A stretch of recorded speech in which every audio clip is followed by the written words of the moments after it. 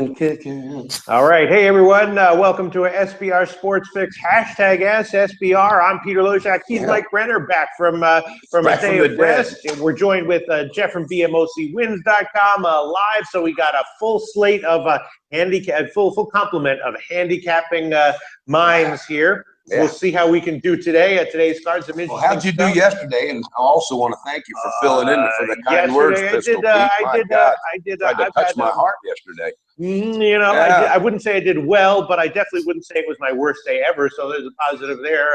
Let's see. We got 6 NBA games tonight, right? Some interesting stuff. And we got big man on campus. And Jeff from BMOCwins.com. How you doing right now? Quickly, let's hear a word from Jeff from BMOCwins.com before we get into handicapping. Doing great, boys. Good to have Mike back. Me and Peter attacked it yesterday. We had a nice show, but it's always good to have Mike Brenner back. He brings the colossal energy we need early. Absolutely, and thank you, my man. Especially when it comes to NBA picks, it's always nice to have Mike Brenner back because, we'll get into that in our odds couple show later on. I wanted to tell our viewers also, Pistol Pete and I are going to be on Danny B's radio show tonight in Philadelphia. It'll be 4 o'clock Costa Rica time, 5 o'clock Eastern. So, guys, do not miss Danny B, a legend. I know that's Danny. Not Danny Bonaducci, is it? No, he might be on anyway, Danny, if he's not in jail. But yeah, that would be. But no, we're going to break down. We're going to break down the playoffs this weekend in NFL. Danny B kindly asked us to be on, and Pistol Pete. Danny's a good guy. I know Danny. He's a good. Yeah, man knows him. He's got 45 minutes from him. Because when you say Danny B, you're thinking of Danny Bonaducci. Oh yeah, tell you about my best friend. Yeah, all right, so let's get into some handicapping. See if we can give some winning picks. See if you guys can give some winning picks because I don't know if I can. But let's see. We got slate. Yeah, we got some interesting stuff. There were only 3 games with overnight lines in the NBA. So I looked at first one. Orlando and Clippers. They're both playing a better defense recently, and so I took a shot with the under on that one. Although it's kind of bounced around. And then of course the Knicks. They've lost like 8 out of 9 or 9 out of 10. That team is in trouble. Derrick Rose is trying to think. He was going to walk away from basketball for a while. He had to go home and visit his mom. He comes back. They don't even know if he's going to be playing or if they're going to sit him on the bench. But there's a team full of all kinds of drama once again. And Carmelo Anthony still cannot spell defense. So Kristen Porzingis, he's probably saying, "Shit, I wish someone else would have drafted me."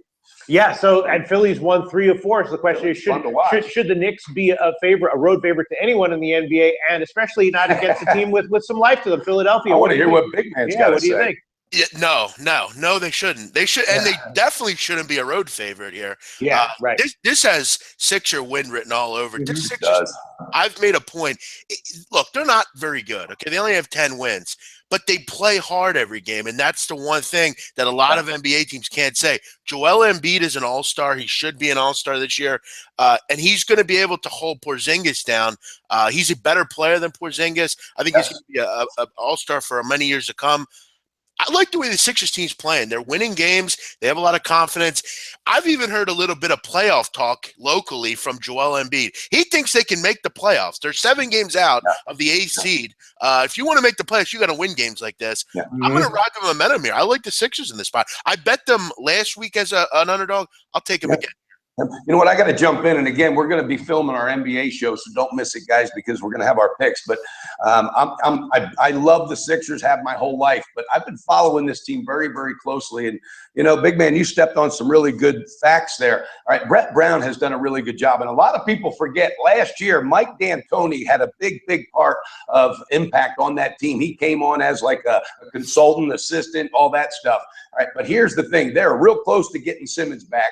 This team next year is absolutely going to be dangerous. And I really think that they could, with that record and everything, they could slip in and back into the playoffs by accident. And even if they got knocked out the first round, or even if they don't make the playoffs but come close, that team's going to start building momentum. Brett Brown has patiently and quietly done a great job, even though the record does not show it, but the effort does. That team's dangerous, and I really think you better look out. And I love it tonight because New York right now, they're a damn mess. If it's not the triangle offense they're trying to get away from, If you actually think Derrick Rose had an issue in his family and that's why he wasn't there the other night, I got a house to say on the beach in Iowa. I mean, come You're on. damn right. You're Really? exactly right. Let's be That honest guy here. he doesn't know which way to go. And you know what? The pressure gets to certain people, and he had just admitted 2 weeks ago that he's no more even an all-star type of caliber player. So I am right on board with you there, my man. Anybody buys that shit, I'll sell them something also. All right. Yeah, I don't see it. All right, line has moving up just a teeny bit. It's up to a 2.5 now. So someone's betting New York. I'm not sure what's driving that line movements. And then we've got three other games that I didn't look at because there were no overnight lines, but they're looking interesting.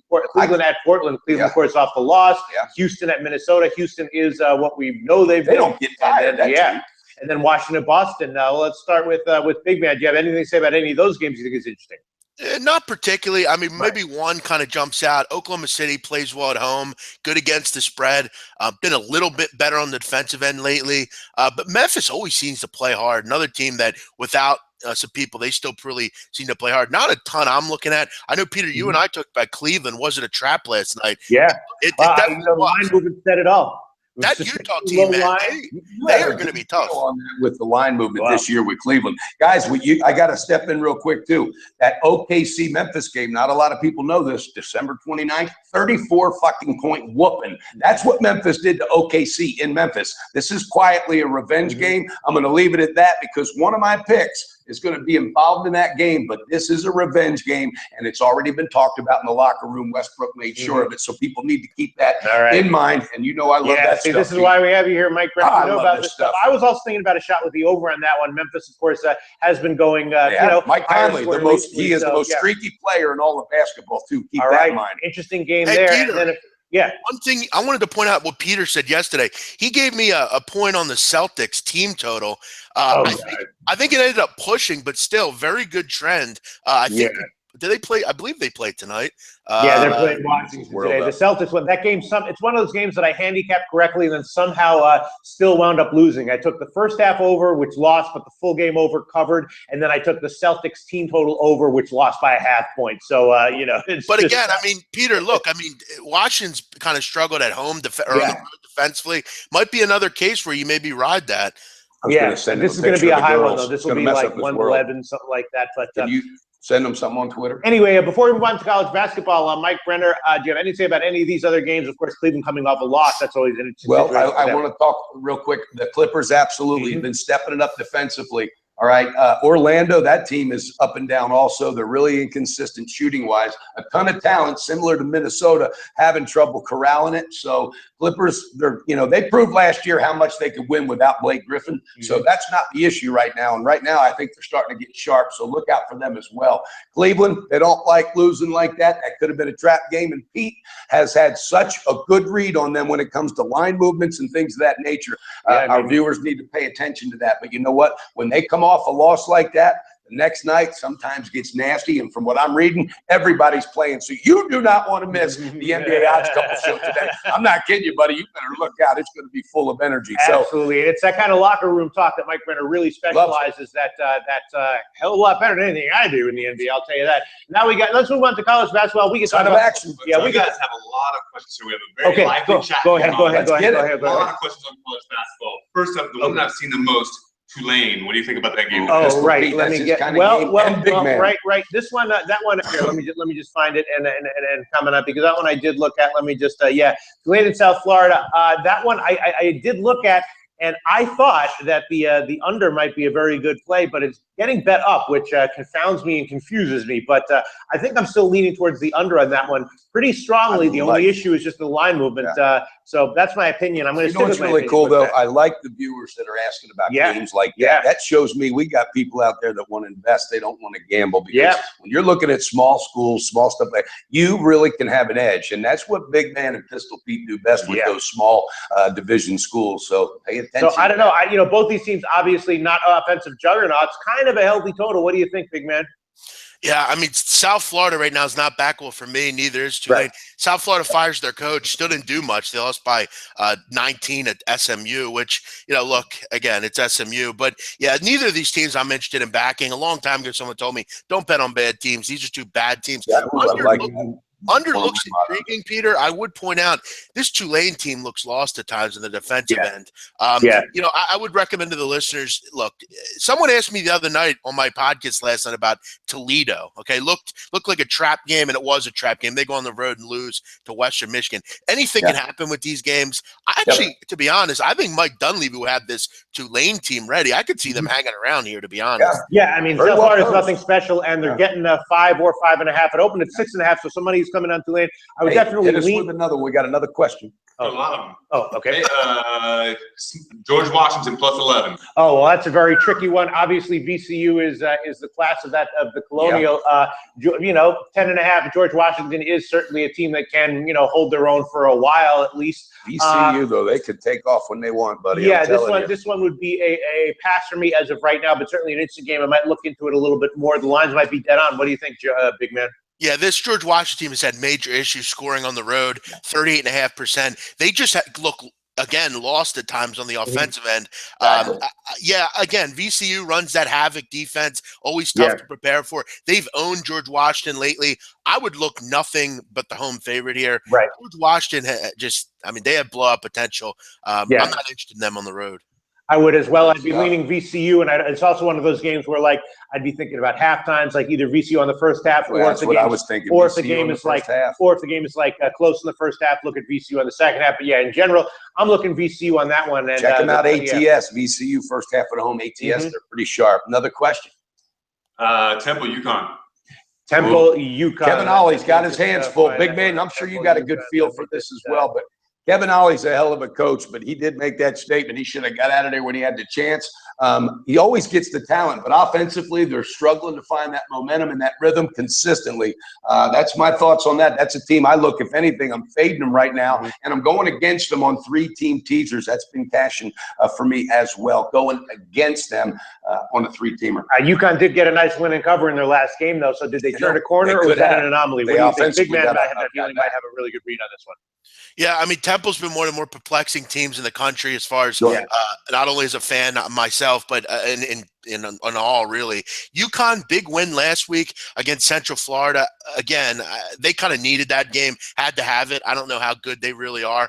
They're also really poor against the spread. I don't know. Temple's tough. If you want to bet Temple games, you might as well just flip a coin. Really, I have no real opinion on them. I'm going to hope as a fan they go on the road and win against UConn. I think they can. I think they're a live dog tonight, to be honest. They're the better team. But, you know, UConn's maybe turned a corner. I'm not one to believe it, but both these teams really tough to gauge. So I'm not. Yeah, I definitely looked into that one, and I passed on it. And also, UConn does not have a great home court advantage, nor have they in several years. Keep that in mind as well. Hey, real quick before we take another question, I got a game I wanted to fill y'all in. A good friend of mine said, look, a lot of people think this is a trap game for South Carolina. He said it's not. Frank Martin's going to have them ready to go. All right, I love Frank Martin's coaching style. Kansas State, he was very, very effective. This is a dangerous team, and I think this line's a little soft, fellas. I really do. I'll leave it at that. Again, tune into the breakdown on the NCAA Basketball Odds Couple show. But your thoughts on this, Pistol Pete and Big Man on Campus, before we take another question? I can tell you my thoughts. I looked at it. Definitely an interesting game, and it's one of those games where I was like, the line makes half sense, and I'm going to look at it into more later because there goes another half hour. Yeah, no, my initial thoughts on it were it's an interesting game, but there are a lot of factors, and I have no opinion as of yet as far as betting value. Do you have anything to say? Yeah, Mike, I actually have this one written down. I'm really high tonight on South Carolina. Tennessee, not a very good home team either. They failed to cover. 11-24 over the last 3 years at home, have had issues covering at home. They also turn the ball over pretty frequently. In South Carolina, one of the better teams in the country, turning you over. They also Tennessee's lost 2 in a row. They actually had to they dismissed their second leading scorer and also the best 3-point shooter on their team. He's gone. That hurts. South Carolina getting Thornwell back. They're a dangerous team with him in the mix. I like Martin as well as the coach. Yeah, I'm high on this one. You might not be aware of this, Big Man, but Saturday they forced 25 or 26 turnovers, Pistol Pete, in one game. That is freaking phenomenal, man. Really tough. They could really give. They're ball player. You know that, bread man. Jesus, this is work. This is a good team. If they got to go on the road and get a win here, Tennessee's not very good. Let's come out and say it. They're not very good. Tune into the show because I got some more stuff like that. Tennessee's also got somebody. Juan actually just said, "Oh shit, Ezekiel Elliott just got into a car wreck." Yeah, but it was a fender bender, Guam. But thanks for the update. Ezekiel Elliott in a car wreck. But guess what? He's gotten into 680 car wrecks the last 5 weeks, going head to head and knocking guys' asses down. So yeah, matches probably had more of a collision. It was just a minor car accident. You and I get them every day, and it's not in the paper. Yeah. But hey, so, appreciate the update like that. Here's a nice small market question that Big Man might have something on. Okay. Nebraska Omaha versus UIPUI. Hey, yes, that one I looked at as well, and have no opinion. Line looks about right to me. IUPUI should be a decent favorite here, but not too huge. Looks right to me. What do you think, Big Man? Yeah, I mean, look, both two of these high-scoring teams, I probably would look over here. This one should be a total track meet, probably 82 possessions apiece. Both these teams really get up and down the court. I see no reason to back it over, not to back it over here. As far as the side's concerned, good luck in the summer league. All right, Can I bring one more up? Yeah. I missed one day, and I swear to God, it's the first day I've missed since I've been here, and I didn't know what to do, Pistol Pete. I kind of went nuts after I woke up. There's one other revenge game in college, and it makes sense to me. Fordham, all right, they beat Davidson last year, and I'm telling you right now, Davidson did not forget that. So I just want to throw that out there. Look out maybe for a first half, because when revenge comes into play and you still have a big percentage of the players still on the roster, early is when they want to get that revenge. So that might have first half written all over it. And another one that's not a revenge game, but it's one of them, someone's going to pay for this shit game, and that's the North Carolina State Wolfpack after getting their asses creamed by 50 to an in-state rival Tar Heel team, okay? North Carolina State today also might come out and open up a can of whoop ass. So I wanted to throw that out there and get y'all's opinion on that. Well, first of all, with the Fordham game, I was leaning over 141 on that one. Not a strong play, but right below the strong level play. And as far as NC State, yeah, I mean, BC's had some good performances. So them as a pretty big home dog is kind of an eye-popping line, but maybe it's one of those lines that's there for a reason. What do you think, Big Man? Yeah, no, sorry, Mike, but I'm not interested in North Carolina State on the road, especially off that pathetic performance. Yeah, I'm thinking early. First half's all I'm thinking, if they have any kind of fight in them at all. I mean, they are 12-4 for a reason. Right. I mean, they also, again, lately, though, I'm not on them lately, but you're right. They have played well a year. The problem with them is they can't get stops, and they remind me a lot of last night's Syracuse on the road. They're just a bad road team. And look, Boston College is turning a corner. They played a lot better. They're covering numbers. We're getting all over it then. I don't know about the total, but yeah, I mean, first half. BC, I mean, it's a high total, but I mean, BC, I think they're 5-1 ATS at home, the 4 straight covers or something like that. Whoa, so that's strong. they've been a good home team. NC State 0-3 ATS on the road. Small sample sizes, but still, you got a team that plays well at home ATS wise, is on a nice ATS run with some nice results and getting healthy points at home. But maybe that's why it's a suspicious line. So I don't know. I'm thinking first half over now because North Carolina State, since they're not, and Big Man touched on it, they're not stopping anybody. So with that being said, you got a team that was embarrassed. So offensively, they want to explode. Now you got a BC team turning the corner. That might have first. What would the first half over be? More 75, 76. What are your thoughts on that? I wouldn't take that one. I would no, would not. I would be thinking about maybe the under. I'm not exactly sure. I have to look into that one. I didn't actually crunch that one yet, but those are my first thoughts. That's why we break them down. Yeah. I have a great question from Laura Warren here. And this is regarding betting in general. She said, don't you guys find betting on college ball unreliable? Kids are so hot and cold. Yes, but that's part of where the advantage can be. I mean, that's the tricky part is that you're going to have a lot of outlier results, and you have to know whether those outlier results are as a result of variance, which you would expect, as you just said, or the result of you being a shitty handicapper, which could also be the case, of course. And so the point is, to answer the question, yes, there's a lot of unpredictability and volatility and outlier results in college basketball, but that's something that can be an advantage to you as a bettor if you know what you're doing. If you don't know what you're doing, I knew Pete would have an awesome answer. I'd like to touch on that as well. Good stuff, Pete, and thank you for the great question. Really, we appreciate your support.